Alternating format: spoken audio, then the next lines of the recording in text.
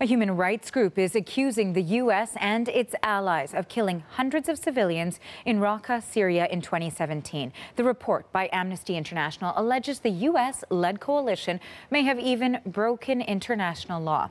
CBC's Thomas Dagla is in London and joins us now live with more on this story. So, Thomas, what exactly is in this report?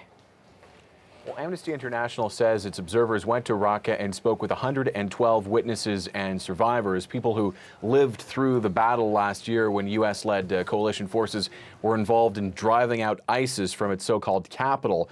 One of those survivors, only 12 years old, Mohammed El-Hashish, who's featured in a video that the NGO posted online talking about how airstrikes as well as mines planted by ISIS killed at least 15 members of his family. The point that Amnesty is trying to make here is his story is all too common in Raqqa. Obviously, the aerial bombardment left the city in ruins, but they also killed hundreds of civilians. Amnesty acknowledges that ISIS was using civilians as human shields, but they say that the coalition could have either used more precise munitions that didn't cause this much death and destruction, or they should have better calculated the risk to civilians. Here's a spokesperson for Amnesty International here in London.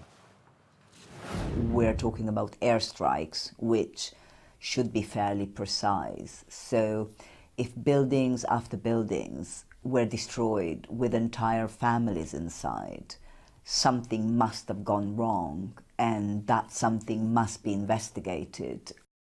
Some stunning accusations coming out of the report, and certainly allegations of international laws being broken. So what is the U.S. Army now saying about all of these allegations?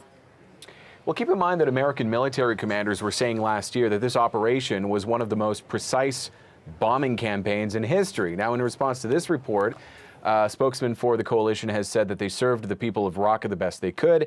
In fact, the spokesman for the U.S.-led coalition told the British Press Association here that the director of Amnesty International in this country should leave the comforts of the UK and travel to Iraq and Syria to witness how the coalition is fighting an enemy that doesn't abide by any laws. The British military was also involved in these airstrikes. The Ministry of Defense here saying that they were always open and transparent and do everything to minimize the risk to civilians. I mean, Arthi, ISIS was kicked out of Raqqa, but did coalition forces commit war crimes in the process? Did the end justify the means? That is the question that Amnesty is raising.